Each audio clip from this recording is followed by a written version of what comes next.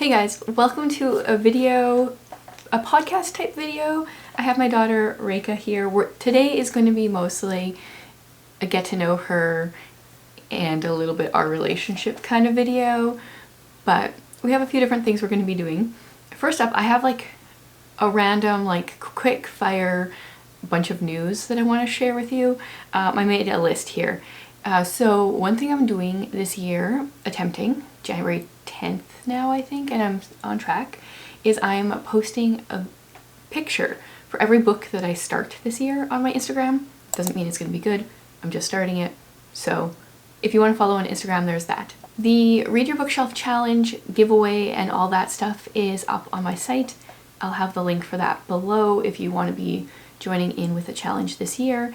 I need to do the giveaway for the 2023 winner right away, so if you guys haven't entered, quickly do that. One of my goals for this year was to do a bunch of viewer created content, sharing some of your guys' favorite books. I want to do some collab videos with other people. If you guys want to join in on that, keep an eye on my community tab. I've already asked people their favorite books of the year. There's going to be a whole video on that soon, and I'm going to be doing a collab video soon. The information for that will be there. And I'm going to create a form of questions you guys can ask me and Raeca for the podcast. Maybe it will be like a regular occurring segment that we do, or just a random question. So that's the rapid fire news. Now we're going to get into getting to know Raeca. Do you want to tell us how old you are? Anything about you just to start? Just pressure. No, this is nothing. I did not prepare this. No. I'm 20. You love being under pressure. No. I'm 13 years old. My name is Raeca. The first thing we were going to talk about was Myers-Briggs. So you are a personality test nerd, but specifically a Myers-Briggs. Yes. Nerd isn't even enough. No, I have the site pretty much memorized. Yes. She knows that there's a pro version of the site where you can get more info, and she has everything memorized. If you want to tell us your Myers-Briggs personality type, honestly, that would make my day. She'll nerd out over it and figure out if you guys are compatible as friends or whatever. So what is your Myers-Briggs type? I am an ISFJT, so that's what's called a defender. An introverted, sensing, feeling, judging, turbulent personality type. I still never know, because there's T and what's the other letter? A. So the last letter thing, I'm not that nerdy. What does turbulent mean in general? Turbulent is more prone to stress and anxiety and freaking out over nothing. That doesn't sound like you at all. Whereas assertive is a little bit more laid back and chill. Ah, okay. Do you feel like turbulent describes you then? Yes. Yes. And tell us, what's one thing about the defender personality that you feel is you? Oh. Sorry, pressure. Is there one thing? Okay, well, on the page for defender, they have a strength listed as enthusiastic. I would not put myself down as an enthusiastic person, but in it says when the goal has something to do with a friend, someone they care about, they'll put all their effort into doing something for that person. And I've seen that.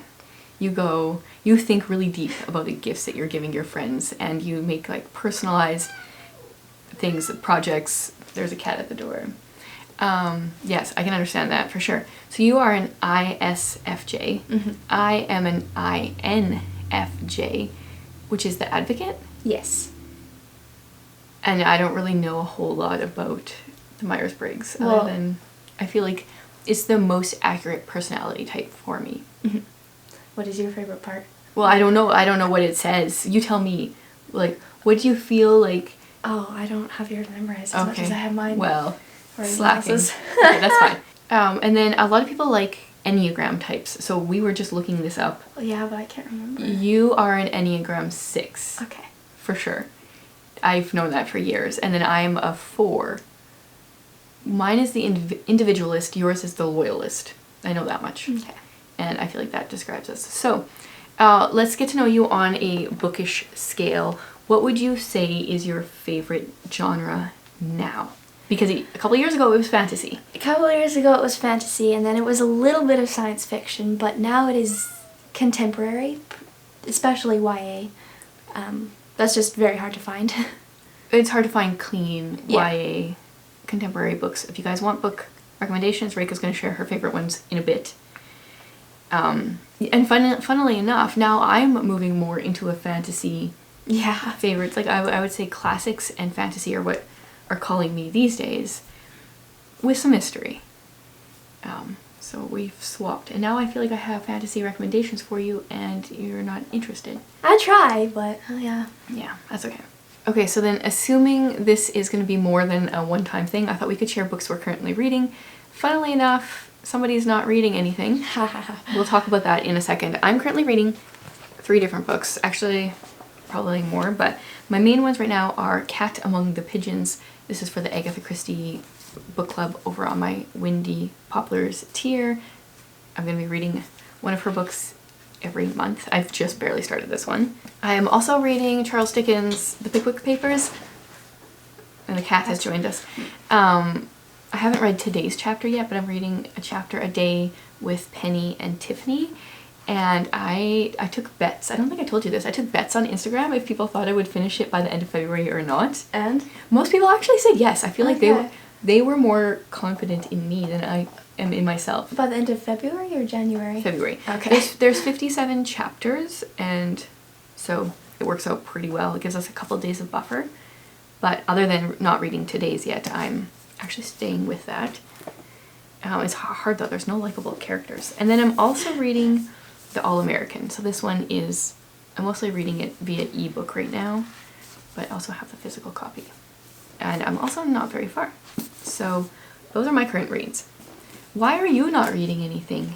Well, actually, to start with, I did remember I am reading something. Oh, you are reading something. But I'm reading a non-fiction. What are you reading? Which, this chair. Our chairs are squeaky. What is it called? That is. Let's just get that out in the open. I'm currently reading Perfectly Unique by Annie F. Downs. Oh, you did start that one. Yeah, not that far in it, and I'm still kind of unsure. Yeah, so it is non-fiction, which I don't usually read. It's Christian nonfiction written for teen girls, right? Yeah. I haven't read it, but I think it's a good book. It's just not currently something I can really relate to. But well, your name means beautiful, unique. So Perfectly Unique seems like a good fit. One of the questions, so before we started filming here, I asked on Instagram if people had questions for us because we didn't really know what we were going to talk about. Yeah. One of the questions was, do we recommend books to each other? Yes. And then I think there was, yeah, we do. Does it always work out? No. I think there was a follow-up. I think that was the follow-up. I mean. Oh, no, Tiffany also asked, what are your favorite books the other one has recommended? Oh, I know. Well, this is kind of off topic, but kind of on that topic. I just barely started. I got like 10 minutes into the audiobook for The Great Gilly Hopkins this morning. Oh, yeah. And I didn't enjoy the first, I think 7% I got in the audiobook. And knowing that she said that it doesn't get any better, it's not a good book, I was like, well, then I can quit this, move on. It's about a kid in foster care. There's other great books about kids in foster care, like Lone Wolf, written by someone over here. And then there's like pictures of Hollis Woods, one for the Murphys. So why read one so I have to take it off my shelf after I post to Instagram that I started it.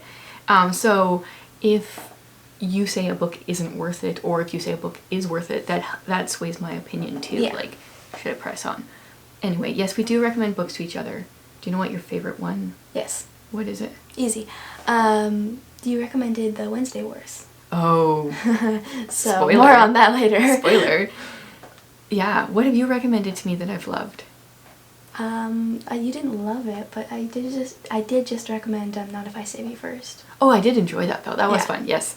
Yeah. That one is going to be my January wrap up because I was waiting for snow, and the day it started snowing, I started reading it. Yeah. Ally Carter's a lot of fun. Yeah, Ally Carter's books are awesome.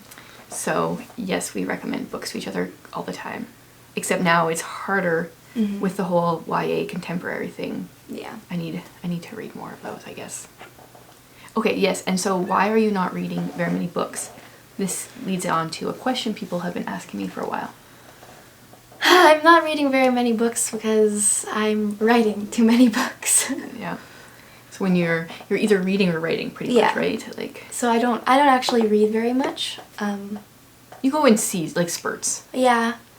Like, most of the books I read in a year are rereads and graphic novels. Yeah, you're a big rereader. Yeah. Okay, so what are you writing? What genre? Oh, I can go into too much. You're writing multiple books? About 4. 4 books. Okay, you write like I read. Yeah. Different genres? No. They are all a part of a series, and I'm not writing them in order. It's kind of... This hurts my brain. It's called a standalone series. I googled it.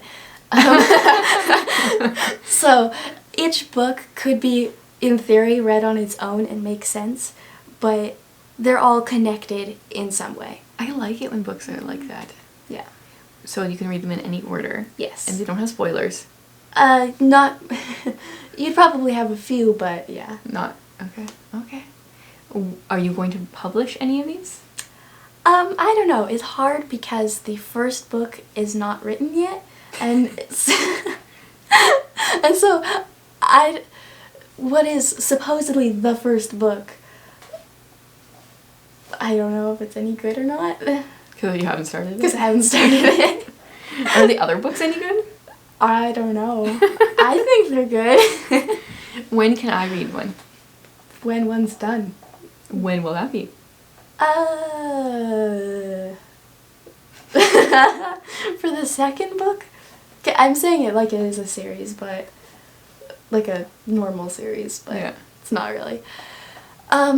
For the book that is the furthest along, that would probably take like 2 or 3 months before it's done. 4 Okay. maybe. I can wait. So there's lots of people that read Lone Wolf that wanted updates. So maybe you will publish some of these. Maybe there'll be like 4 ready at one time. But it's coming. It's a work in progress. I mean, you published the first one when you were 12. Mm-hmm. Do you plan on publishing another one? Like, at one point you were like, I want to publish 1 book for every year. That's what people keep thinking I said. What I said was I want to write a book each year. Oh. When I was... Are we nitpicking the words? When I was 12, I was convinced I was only going to publish a book when I was like 20. Okay. But you were going to write a book each year. Yeah. And so I wrote Lone Wolf and then I published it. Yeah. Set your goals low and then succeed. Like, I'm the opposite. I'm like aim high, and if you don't reach them, it's fine. That's not me. Okay, cool. Then you alluded to another thing we were going to do, and that was things you Googled for books. Oh dear. Yeah. Okay. Do you have a list? Like, yes. do you know? Mm-hmm. I feel like I Google random things too, but like not... I think as a writer, a person would be searching... Yeah. Okay, so what are some things that you have... Okay, I made a list and I'm going to need my list because... get your list. Oh dear. So I think this list would be a little bit more interesting if I wrote mystery. Like, right. But I don't. It just doesn't sound like it. Honestly, I still Google things that make it sound very concerning. So the latest thing I Googled was, how long do you go to jail for murdering someone? In which country? Canada. Not very long. I Googled it separately. Actually, it says lifetime. According to Google. They let you out. You can, yeah, okay. But the answer was not, I didn't like it, so... So just throw that out there. It was too long. Okay, the next one was Californian quirks. Also, I'm sorry if you're from California.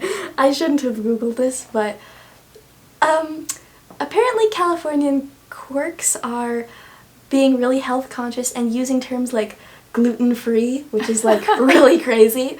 So gluten-free. Yeah. That's so crazy. We never use that term here. Organic, fresh, and gluten-free were the terms. Okay. This next one also is a little bit along the murderish-esque lines. Are these spoilers for the book? No. Now I'm trying to think of how these could relate to your writing. Yeah.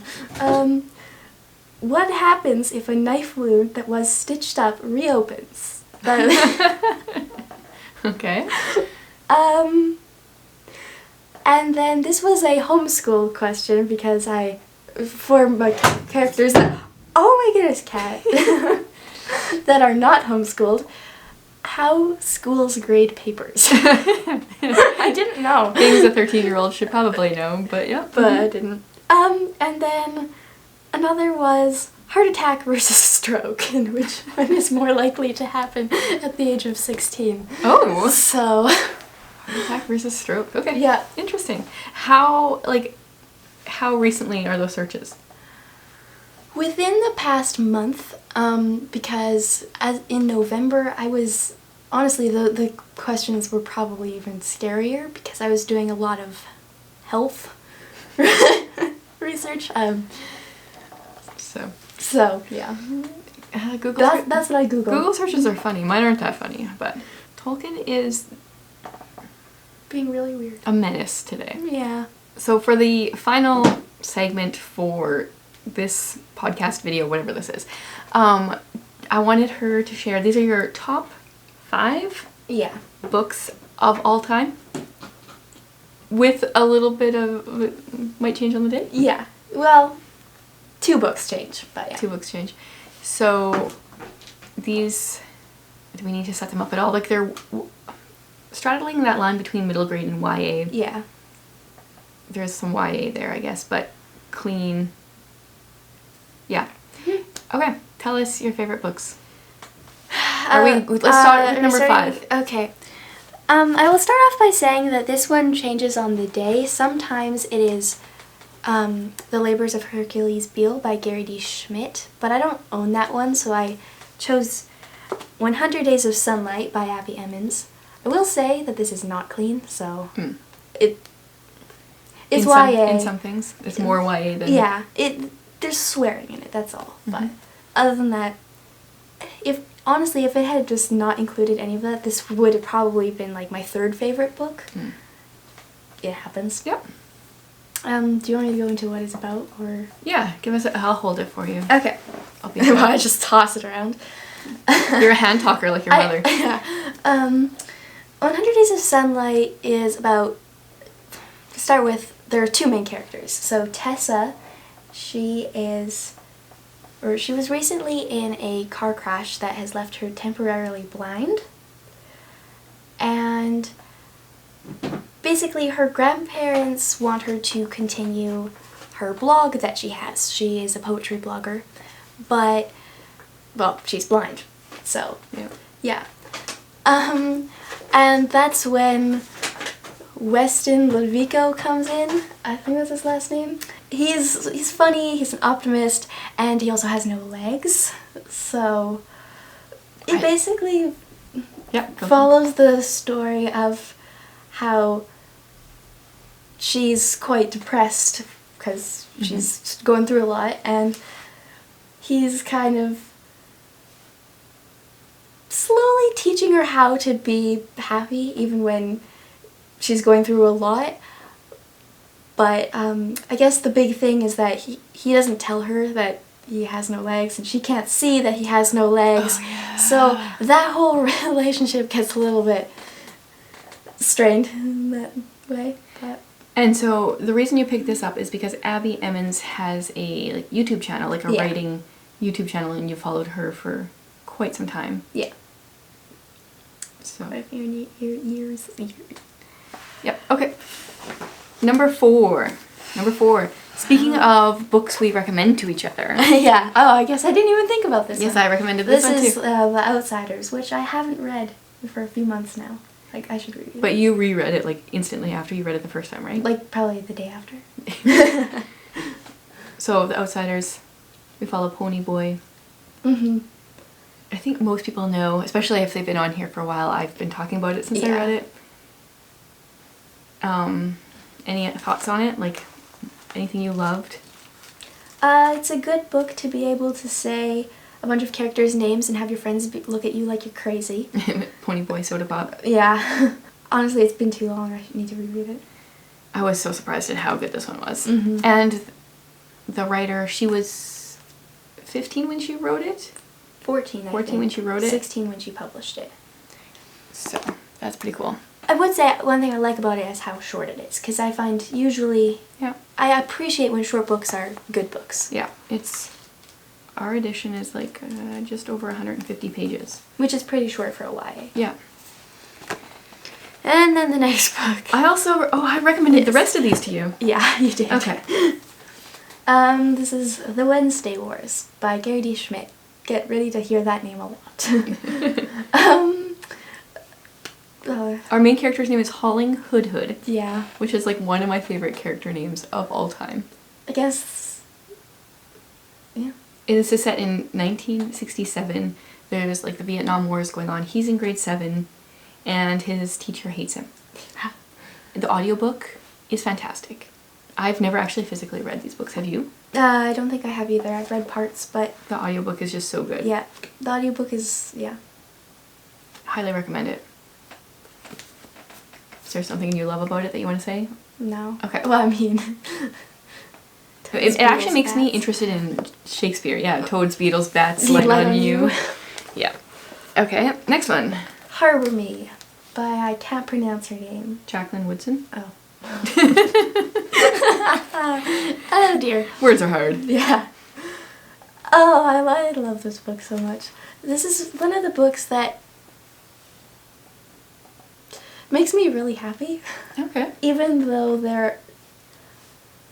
it's not like a really bright, sunshiny book all the time. It just, I laugh so much when I listen to it. So this one we follow 6 kids that, I don't even remember why, they have to go to a room and talk for like once a week or every day, or I don't remember. something like that. It's called the Art Room. The ART. It says, once there were 6 of us, once we circled around each other and listened, or maybe what matters most is that we were heard. Wow, I can't read.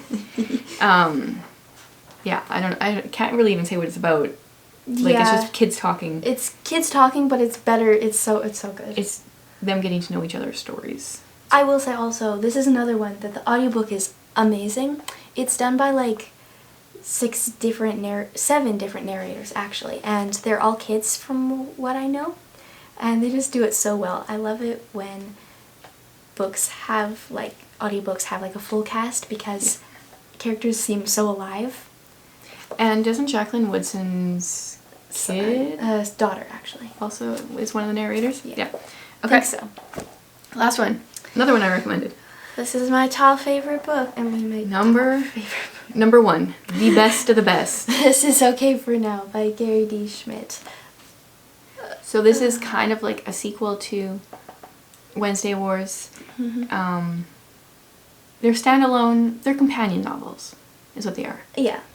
And there is a third one that it doesn't exist. Don't admit exists because it's not worth reading because it's terrible.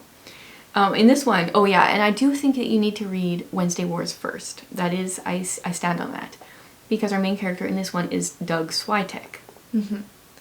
And we are in 1968, so we're a year later. And Doug Switek is the bully in the first book, and I think or his brother is? They both are not great. Yeah. I think it's good to read Wednesday Wars first, and then read this one. Mm-hmm. It's the summer, right? He goes to the library a lot in the summer for some reason. Summer, fall. I don't know. Do you have anything to say about it?